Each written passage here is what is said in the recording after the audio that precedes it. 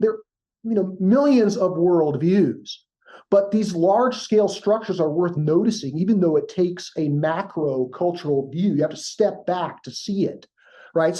So many modernists and other commentators, they can't quite see postmodernism, right? They're aware that there's this thing which they identify as the far left, or there are militant ideologies that are at home within this larger progressive cultural milieu. They talk about anti-racism, for example, or critical theory.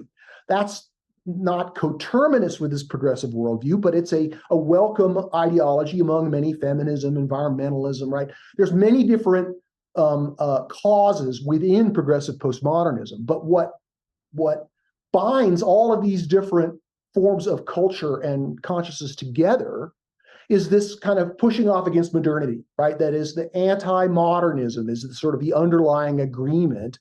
And although few use those terms, you can see that that's where they're getting their juice from. That's where those are the problematic life conditions that justify their value frame, that give them the cultural power which they enjoy as progressivism continues to emerge as a factor in Western culture.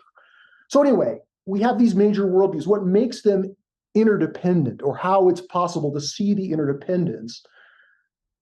There's a variety of angles by which we could sort of look at why they need each other. Or I guess the place to start is to say that in the contemporary culture war, the different worldviews are only partially transparent to each other, right? It's postmodernism. The green postmodernism is the hardest to see for the others as a worldview, but what they see is the negatives, right? So people who don't understand the significant portion of people in America who are, have a traditionalist center of gravity, right? For whom the Bible trumps science, right? For whom their religious identity is really their personal identity in many important ways. These are still, 30% of the American public, and there are many beautiful things about that culture that it's hard to see if you're against it. If you see it as a creeping theocracy, or if you see it as the patriarchy, or if you see it as, the source of bigotry or sexism or homophobia,